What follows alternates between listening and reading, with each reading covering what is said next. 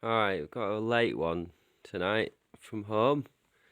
This is the second of the five-fold one on Death and Impermanence from How to Transform Your Life. It follows the three outlines of death will definitely come and nothing will prevent it. Our lifespan cannot be increased and it decreases continuously. And 3, death will come regardless of whether or not we have made time to practice Dharma. Followed by a conclusion and a little wisdom meditation.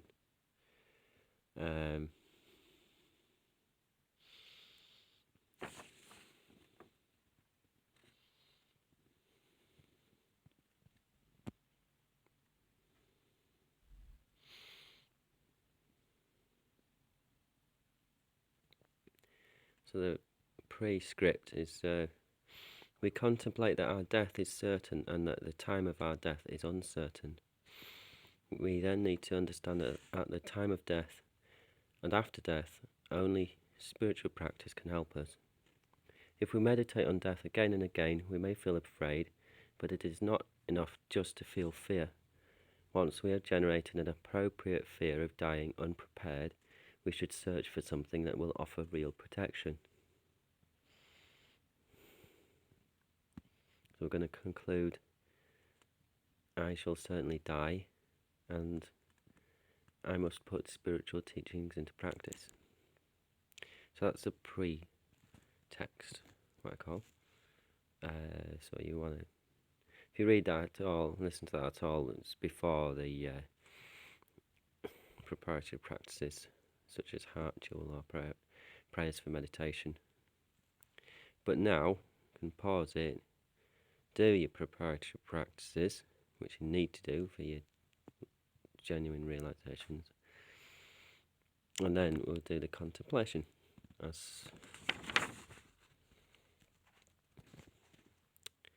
So, here's a contemplation. Death will definitely come and nothing will prevent it. We contemplate. The most powerful monarchs who have ruled this earth have been powerless before death. The king of beasts, the lion, who can kill an elephant, is immediately destroyed when he encounters the Lord of Death. They cannot distract death with a bribe or buy time, saying, "If you postpone my death, I will give you wealth beyond your dreams." Death is relentless and will not be compromised. It is like the collapse of an immense mountain in all 4 directions. There is no way to hold back its devastation. This is also true of aging and sickness. Aging progresses surreptitiously and undermines our youth, our strength, and our beauty. Although we are hardly aware of the process, it is already underway and cannot be reversed.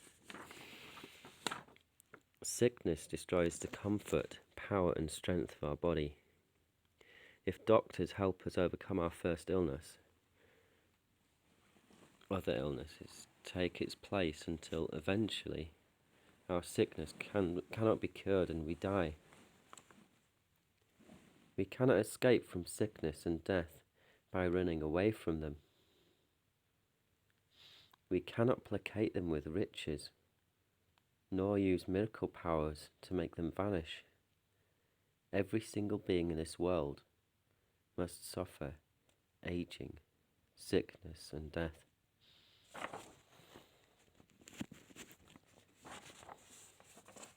So we accept, don't we, that if we've had a car for many, many years, eventually it's going to rust, it's going to break down. Eventually we might have to tow it to the scrapper's yard. We accept, don't we, that the car depreciates in value and that eventually we're going to have to buy a new car or trade the old car in for a new one. So why can't we accept this when it comes to our body? We're going to get sick when we get older.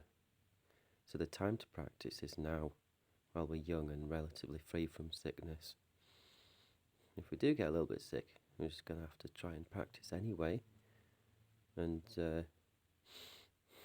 develop that steadfastness.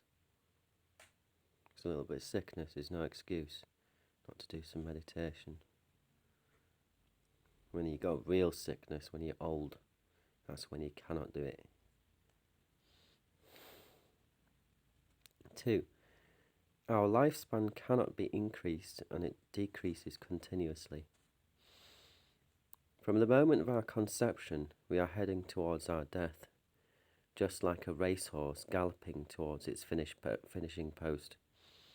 Even racehorses occasionally relax their pace, but in our race towards death we never stop, not even for a second. While we are sleeping and while we are awake, our life slips away.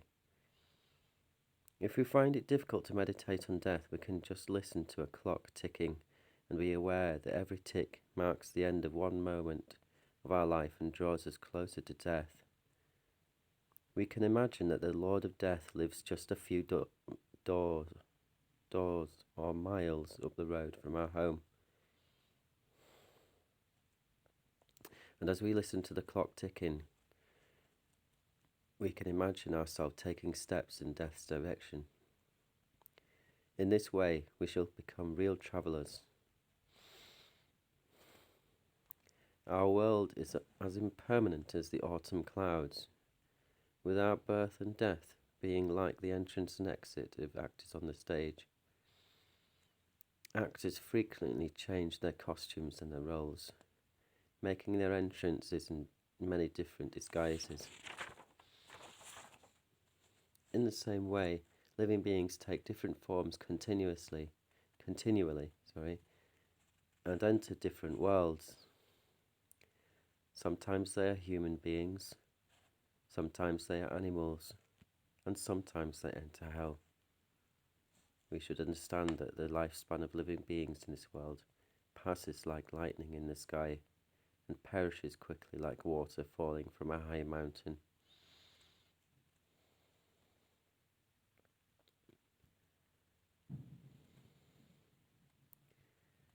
Three, death will come regardless of whether or not we have made time to practice Dharma.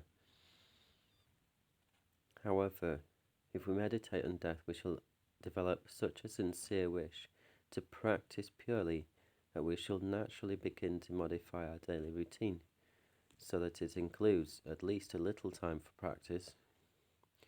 Eventually, we shall find more time for practice than for other things.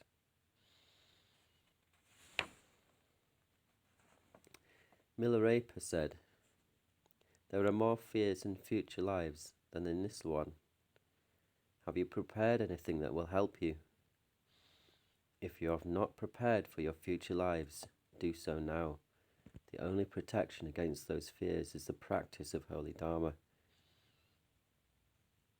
Through contemplating these points, we should deeply think, I shall certainly die. I shall certainly die. So from contemplating, death will definitely come and nothing will prevent it. 2, our lifespan cannot be increased and it decreases continuously. And 3, death will come regardless of whether or not we have made time to practice Dharma. And the quote by Milarepa. We come to the conclusion, I shall certainly die. I shall certainly die.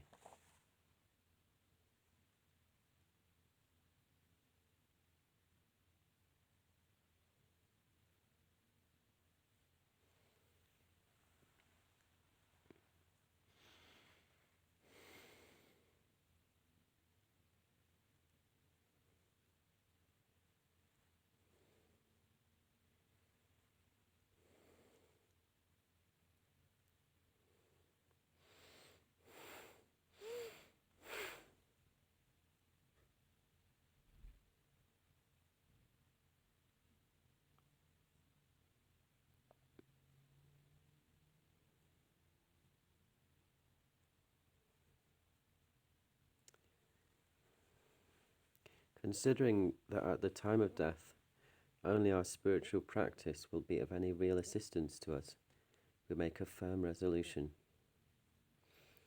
I must put spiritual teachings into practice. When this new thought arises strongly and clearly in our mind, we do placement meditation to become more and more familiar with it until we never lose it.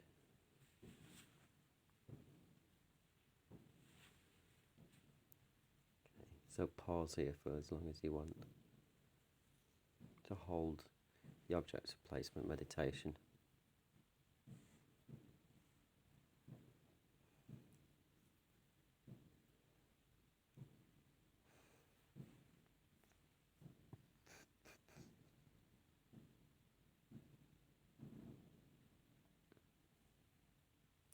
Okay, so there's a little wisdom meditation as we're here as well that I wrote.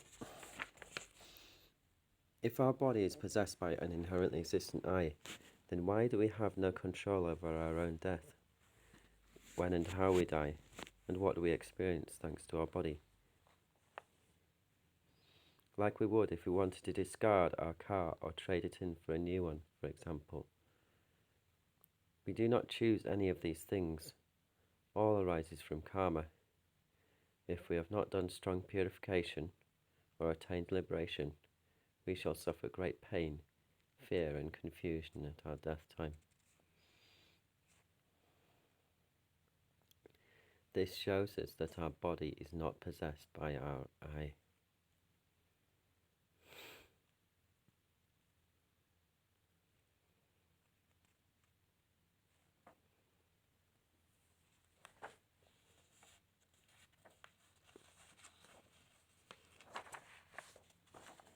So it's obviously it's easy to meditate on the emptiness of the body and realise that, or the emptiness of the I, sorry, meditate on the emptiness of the I and realise easily that the body is not the I.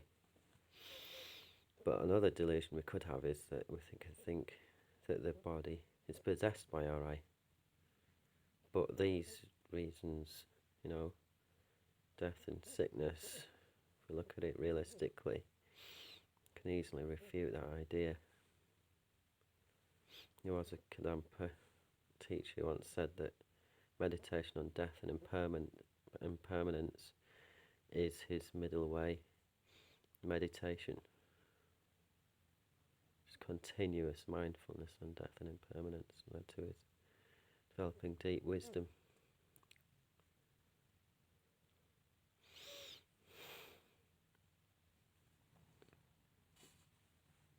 And there's something in the postscript here, so you can pause and you can finish your preparatory practices, you can finish your heart jewel, I'd recommend, or if you've got limited time, finishing your prayers and meditation dedication, okay. Right, postscript. If we think about our own life, we shall see that we have spent many years with no interest in spiritual practice, and that even now that we have a wish to practice, still, due to laziness, we do not practice purely. A scholar called Gungtang said, I spent 20 years not wanting to practice spiritual teachings. I spent the next 20 years thinking I could practice later on. I spent another 20 years engrossed in other activities and regretting the fact that I had not engaged in spiritual practice. This is the story of my empty human life.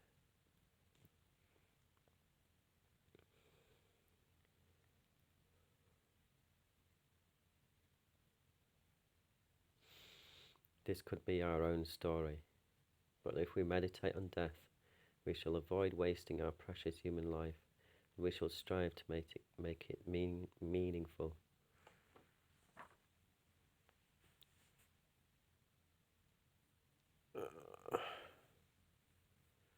Okay, time to finish the meditation tonight. It's quite late. Good night, and thank you.